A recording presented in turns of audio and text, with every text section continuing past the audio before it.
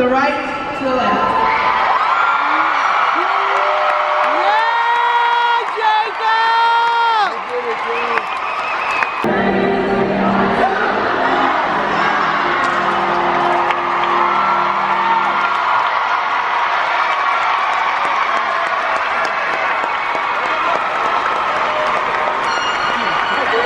He did it, you guys. My baby boy has graduated high school.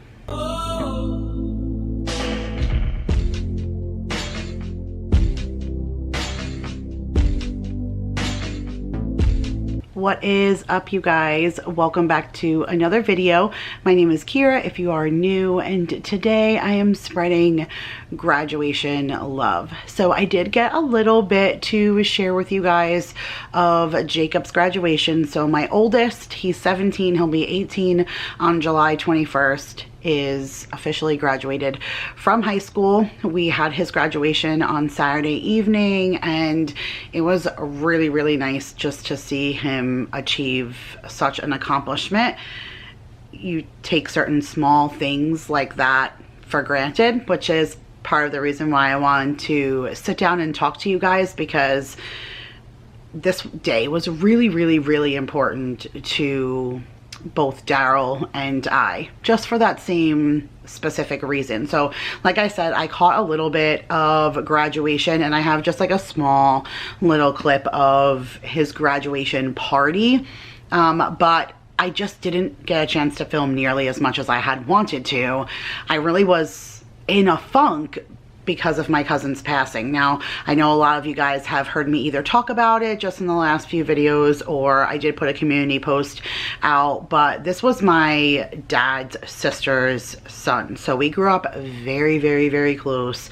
Christmas Eves and, you know, camping trips as a family, and all the summers that he used to stay at my house, and like a crap ton of memories I have with him. So this really just, it rocked my whole heart, because my aunt had 7 children. So he has 6 siblings right now, and they're all on Facebook and Instagram, and they're all just sharing their photos of him and their heartfelt messages, and it's almost impossible to escape the sadness. Just every single day they're still posting, I miss you, I'm thinking of you, and it really has affected me. I'm far away from home, and even if I was home, I don't think it would have changed the impact. We were 2 weeks apart to the day, so we just grew up super, super tight. When I called my aunt the night that I found out, she answered the phone and she was crying, and she said, oh, the two of you are just as thick as thieves. I'll never forget the relationship that you guys had. You were so, so close. So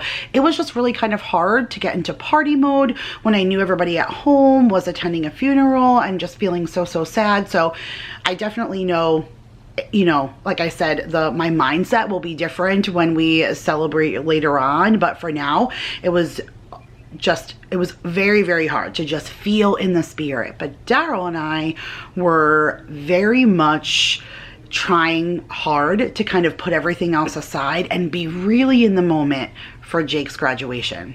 We were talking the night before, and we realized that neither Darryl or I walked in graduation. So for our oldest to be doing this was a huge accomplishment, because it's something that his parents did not accomplish. So for Darryl, it was a little bit more cut and dry. His dad got a new job, and he relocated from one side of his town to the other side, and he would have been attending a new high school for just a couple of months. And so instead of graduating from a school he had only attended for just a few months, which is what happened to Jake, he ended up just getting his GED so that he could get his GED from the school that he attended for all of his career. Like in where he had to go to school, all of the grades 1 through 12 were in the same building. So he had literally been there from first grade until, you know, 3/4 of the way through his senior year. So instead of,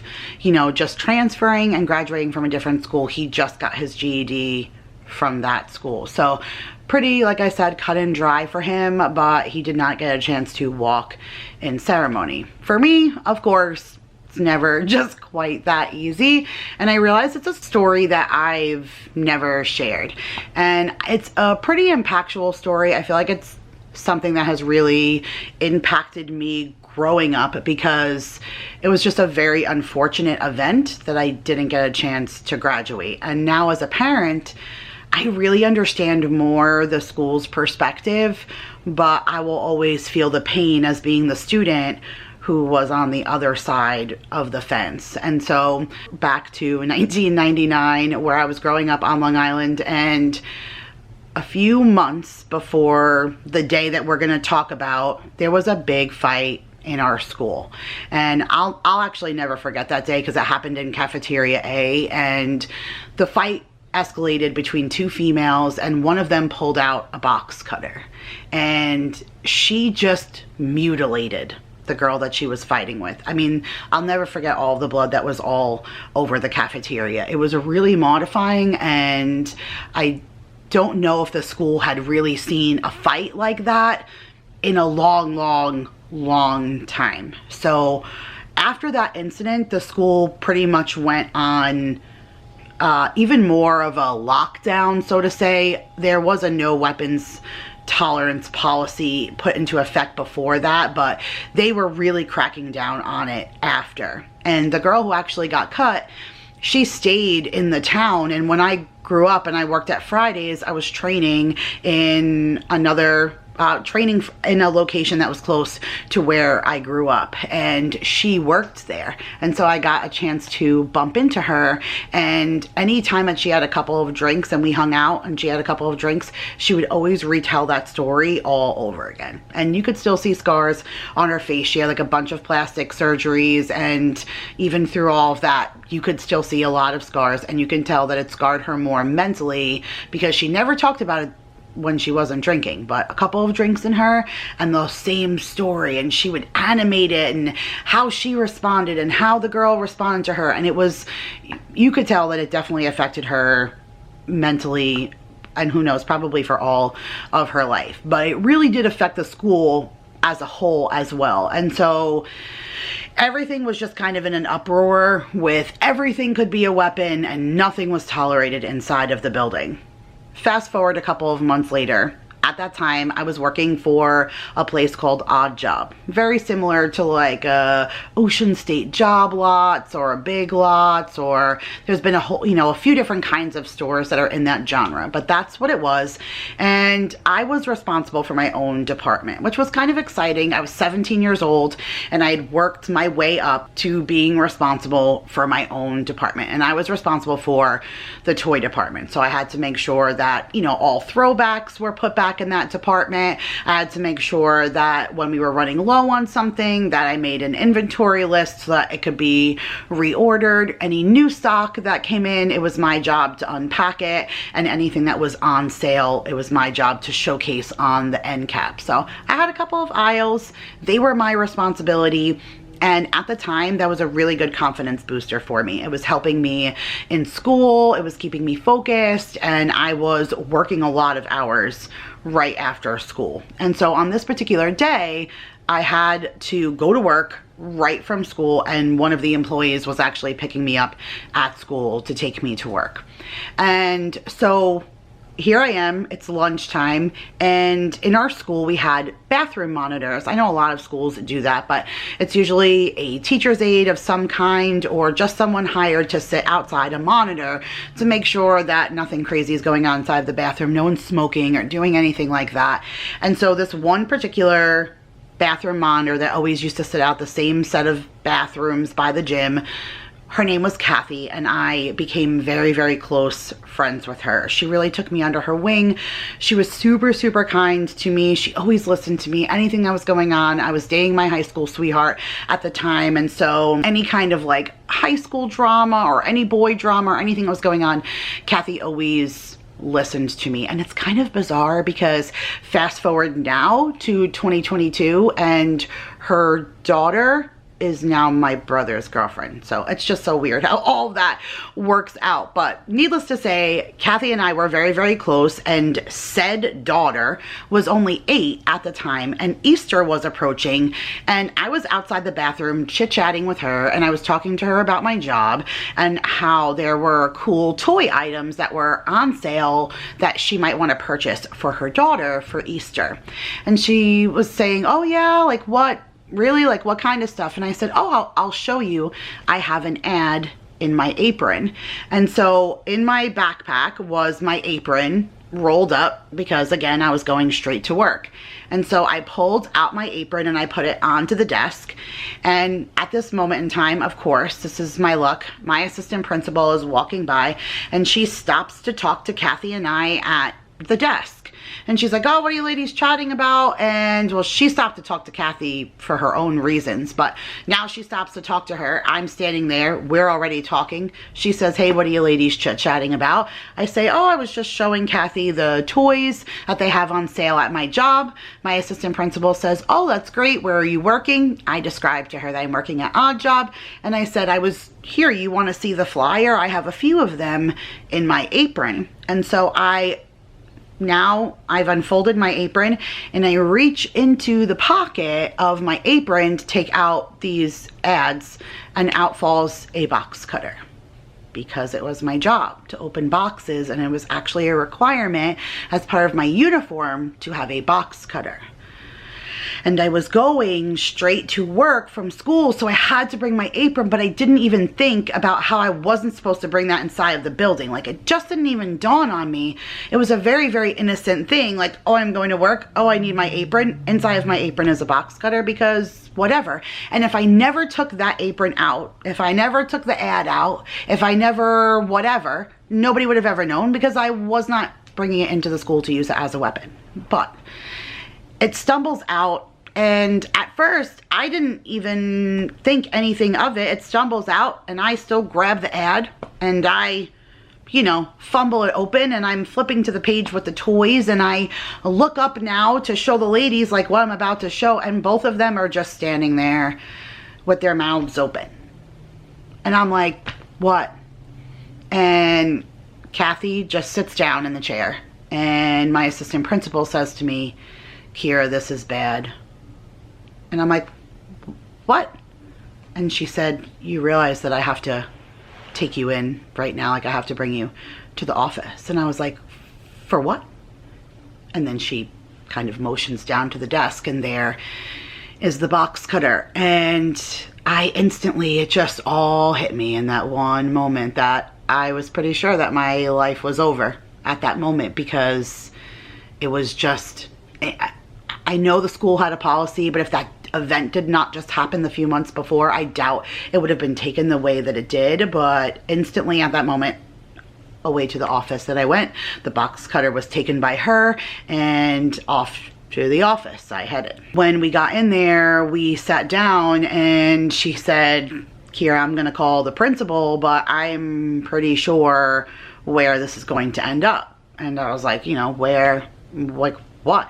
And she said, our no tolerance policy is bring in a weapon, expelled. And this was the end of March, beginning of April, because like I said, Easter was coming up. And so I was just literally a couple of months away from graduation. And they were really serious. They called my mom, and I was expelled on the spot. And my mom, I'm impressed, because my mama bear really came out in her. Like she tried. She called meetings with the superintendent, and we really just fought the best that we could to put me back into school. I mean, the idea of being expelled just blew my mind. At the time, my mom had put me into a private school when I was a baby. And so I did preschool, pre-K, and kindergarten in a private school. And then I did all of my first grade now through 12th grade in this school district. And my mom kept saying, like, my daughter's gone to school for 15 years and this was a mistake. She didn't use it on anybody. And again, as a parent now, I'm glad the school took it like that, because I know I wasn't going to use it. Those who happened to be standing there knew it was an innocent situation, but if it's a no tolerance policy, it really doesn't matter. Like, I guess I would have had to have that friend drive me home to get my apron after school on the way to work, kind of thing. I mean, that's really how I should have done it. As a young teenager, I wasn't thinking. I thought I was being responsible. I brought my apron, you know, in my backpack to go to work after school, but I just never ever thought that it would be like that. And my mom did get them to approve doing home tutoring. So I had a couple of teachers that came to my house to help me tutor for the last few months, because this was crucial for me. And I had one teacher, he was my economics teacher. He did not like the fact that he had to come to my house, and he made it a point to say that he didn't want to invest his time in a hooligan. And I even noticed that as well, because security really treated me unfairly when I was leaving the campus the day I was expelled, because they really treated me like a criminal. And I do understand, and especially after everything that's just gone on even recently, I do understand the idea of being very, very careful with our children inside of a school. And again, it was a bad situation, and so I totally get it. But it really, it stunk, because there was no fixing it. Everybody just had this notion that I was, you know, there to do harm, even though it just wasn't the case. It was just very innocently done. And so this particular economics teacher, he made it very clear he didn't want to come to my house. I was a hooligan, whatever. And he did the very bare minimum that he had to do. But his class was the most important class that I needed for graduation to complete. And after taking all of my finals, the only final that I did not pass was my economics teacher, and he failed me with a 64. I needed a 65 to pass, and he failed me with a 64. I really think that was a personal thing. I think somewhere along the lines, if you know 1 point can make somebody graduate after 15 years, like, why wouldn't you find that point somewhere, somehow? But it was really a lesson thing for him. I think he really just felt like if I didn't graduate, that would be a lesson for this, like, quote unquote hooligan. So I did not, that was it. That was my final thing. Once I received the 64, I was told that I would have to attend summer school in order to receive my diploma. And even if I still was not allowed to walk in graduation, even if I got that 65, I would have received my diploma on time, no summer school, but I wouldn't have been able to attend graduation.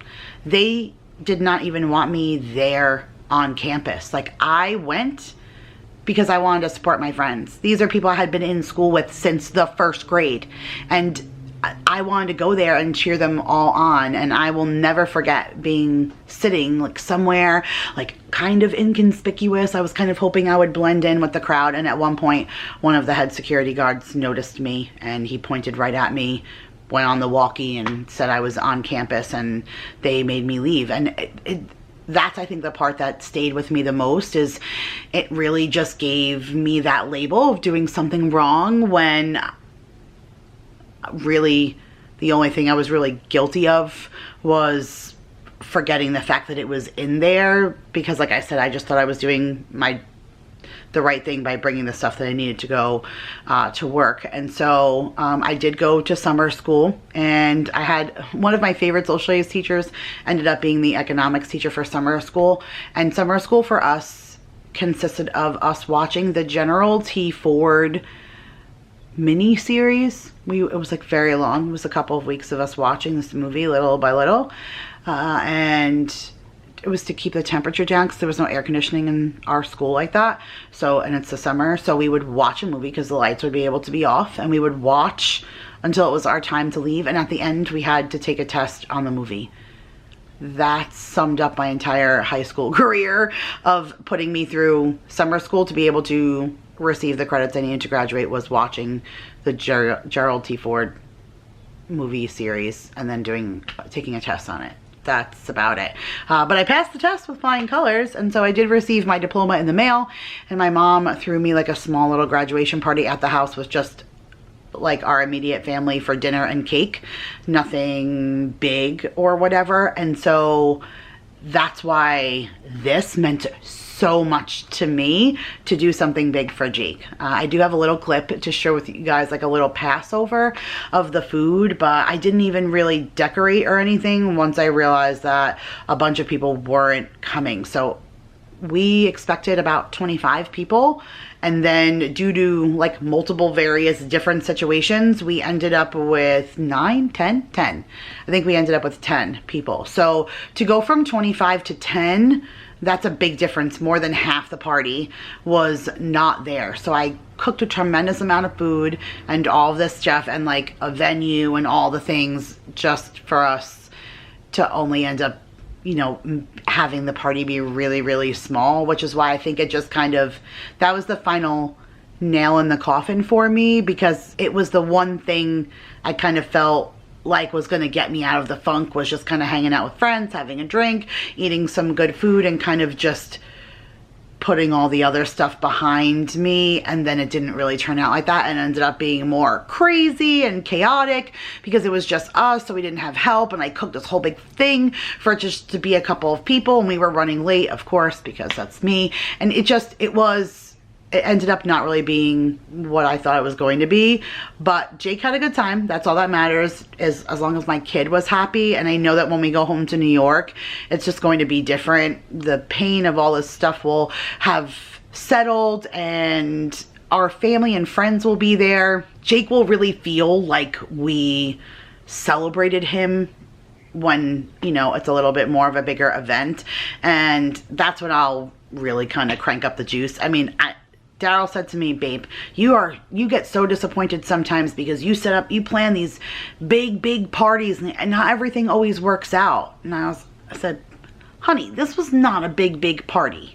He said, yeah, says the Kardashians, because he just knows. I mean, down to like favors and things. Like, I just like to throw parties and I like them to feel good. And I feel like I just did a whole bunch of stuff, and I will feel better when I do a whole bunch of those things and it really turns out to be a bigger event. So we're looking forward to doing that when we go home to Long Island for the summertime. But for now, we just kept it small and intimate. Jake was happy, and for Darryl and I, we're just glad that we got a chance to celebrate Jake, and we got to attend his graduation, and we had a nice talk with him, and we told him, hey, you know, the whole idea of raising children is for them to be better than you.